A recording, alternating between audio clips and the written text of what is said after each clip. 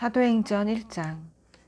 친애하는 데오빌로 각하께 이 책 첫 권에서 나는 예수께서 성령으로 말미암아 친히 택하신 사도들에게 작별을 고하시고 하늘로 들려 올라가신 날까지 그분이 행하시고 가르치신 모든 것을 기록했습니다.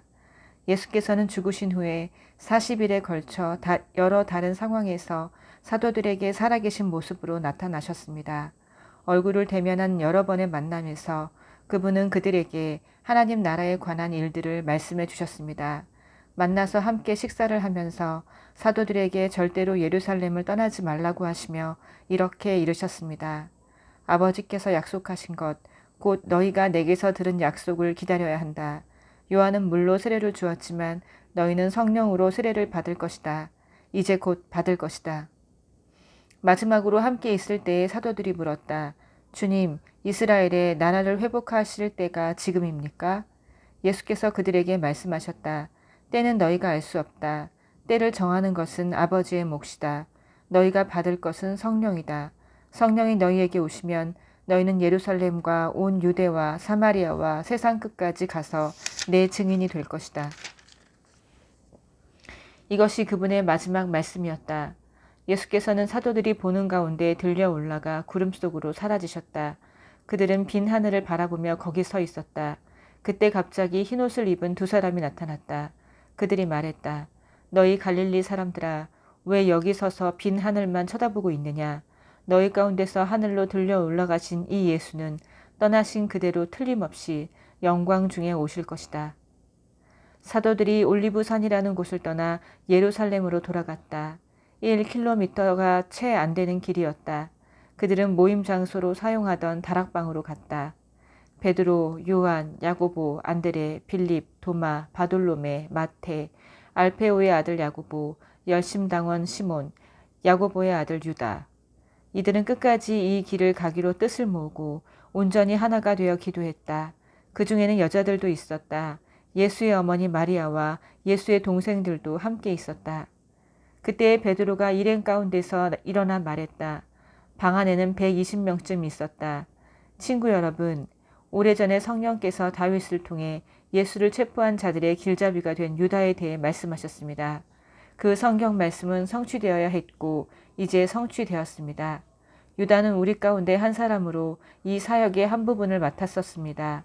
여러분도 알다시피 그는 뇌물로 받은 악한 돈으로 조그마한 농지를 샀는데 거기서 배가 터지고 창자가 쏟아져 나오는 비참한 최후를 맞았습니다. 이는 예루살렘 사람이면 누구나 다 아는 일입니다. 사람들은 그곳을 살인의 밭이라고 합니다. 정확히 시편에 기록된 그대로입니다. 그의 농지가 흉흉하게 되어 아무도 거기 살지 못하게 하소서. 또한 나중에 기록된 그대로입니다. 그의 자리를 다른 사람이 대신하게 하소서. 이제 유다를 대신할 사람을 세워야 합니다. 후임자는 예수께서 요한에게 세례를 받으시던 때부터 승천하신 날까지 우리와 함께 있었고 우리와 함께 그분의 부활의 증인으로 지목된 사람들 중에서 나와야 합니다. 그들은 두 사람을 추천했다. 일명 유스도라 하는 요셉 바사와와 마띠아였다.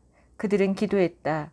오 하나님, 하나님께서는 우리 각 사람을 속속들이 아십니다.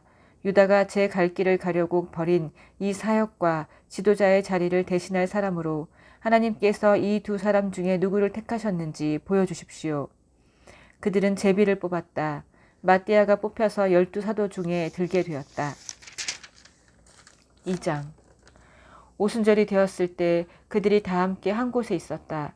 난데없이 맹렬한 기세에 강한 바람 같은 소리가 났으나 그 소리가 어디서 나는지 아무도 알 수 없었다. 그 소리가 온 건물을 가득 채웠다. 그러더니 성령께서 들불처럼 무리 사이로 퍼졌고 그들은 성령께서 시키는 대로 여러 다른 언어로 말하기 시작했다.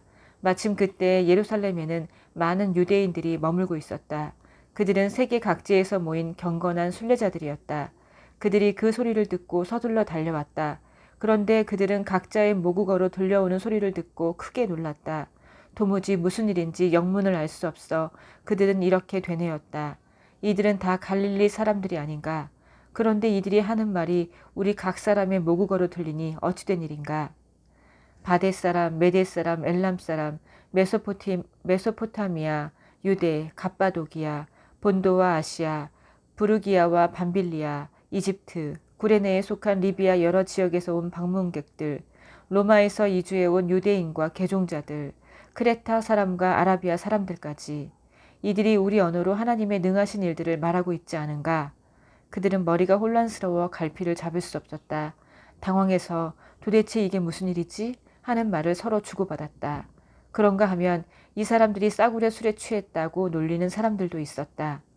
바로 그때에 다른 11사도의 지지를 받은 베드로가 일어나 무척 긴박한 어조로 말했다. 유대인 동포 여러분과 예루살렘을 방문 중인 모든 여러분, 잘 듣고 이 이야기를 바로 아시기 바랍니다. 이 사람들은 여러분 가운데 일부가 생각하는 것처럼 술에 취한 것이 아닙니다. 이제 겨우 아침 9시인데 취할 시간이나 있었겠습니까? 이것은 예언자 요엘이 장차 일어날 것이라고 알려준 것입니다. 하나님께서 말씀하신다. 마지막 때에 내가 모든 사람에게 내 영을 부어줄 것이다. 너희 아들들은 예언할 것이며 너희 딸들도 예언할 것이다. 너희 청년들은 환상을 볼 것이며 너희 노인들은 꿈을 꿀 것이다. 그때가 이르면 나를 섬기는 남종과 여종에게 내 영을 부어줄 것이니 그들은 예언할 것이다. 내가 위로 하늘의 이적과 아래로 땅의 표적을 베풀 것이니 피와 불과 소용돌이 치는 연기, 주의 날, 무섭고 기이한 그날이 오기 전에 해가 어두워지고 달이 핏빛으로 붉어질 것이다. 누구든지 나 하나님께 구해달라고 부르짖는 자는 구원을 얻을 것이다. 이스라엘 동포 여러분, 이 말을 잘 들으십시오. 나사렛 예수는 하나님께 온전히 인정받으신 분이었습니다. 하나님께서 그분을 통해 행하신 기적과 이적과 표적들은 여러분이 이미 다 알고 있습니다. 이 예수께서 하나님의 주도 면밀하신 계획에 따라 법을 제멋대로 주무르는 사람들에게 배반당하시고 여러분에게 넘겨졌습니다. 여러분은 그분을 십자가에 못 박아 죽였습니다. 하지만 하나님께서 죽음의 밧줄을 푸시고 그분을 다시 살리셨습니다. 죽음은 그분의 상대가 되지 못했습니다. 다윗이 이 모든 것을 말했습니다. 내가 항상 내 앞에 계신 하나님을 배웠다. 그분이 내 곁에 계시니 그 무엇도 나를 흔들 수 없다. 내 속에서 온통 기쁨과 희열이 넘쳐 나는 소망의 땅에 내 거처를 정했다. 주님은 절대로 나를 음부에 버리지 않으실 것이므로 나는 죽음의 악취조차 맞지 않을 것이다. 주님께서 내 발을 생명길에 두셨고 주님의 얼굴은 온 사방에 햇빛 같은 기쁨으로 빛난다. 사랑하는 친구 여러분, 여러분에게 더없이 솔직히 말하겠습니다. 우리 조상 다윗이 죽어서 묻혔고 그 무덤이 오늘도 분명히 우리 눈앞에 있습니다. 그러나 예언자이기도 했던 그는 자신의 한 후손이 나라를 다스릴 것이라고 하신 하나님의 엄숙한 맹세를 알고서 먼 장래를 내다보며 메시아의 부활을 앞서 말했습니다. 음부에 내려가지 않고 죽음의 악취를 맞지 않을 것이다 라는 말이 바로 그것입니다. 이 예수를 하나님께서 다시 살리셨습니다. 여기 있는 우리가 다 그 일의 증인입니다. 그 후에 예수께서 하나님 오른편 높은 곳에 올려져 아버지께서 약속하신 성령을 받으시고 그 받으신 성령을 우리에게 부어주셨습니다. 여러분은 지금 그 일을 보고 듣고 있습니다. 그래서 다윗은 자기가 직접 하늘로 올라가지 않았지만 이렇게 말했습니다. 하나님께서 내 주님께 말씀하셨다. 내가 내 원수들을 내 발판으로 삼을 때까지 너는 내 오른편에 앉아 있어라. 그러니 온 이스라엘 여러분, 이것을 아십시오. 여러분이 십자가에서 죽인 이 예수를 하나님께서 주와 메시아로 삼으셨습니다. 더 이상 의심할 여지가 없습니다. 듣고 있던 사람들이 마음속 깊이 찔려서 베드로와 다른 사도들에게 물었다. 형제 여러분, 그러면 우리가 이제 어떻게 해야 합니까? 베드로가 말했다. 삶을 고치십시오. 하나님께로 돌아와서 여러분 각자가 예수 그리스도의 이름으로 세례를 받으십시오. 그러면 여러분의 죄가 용서받습니다.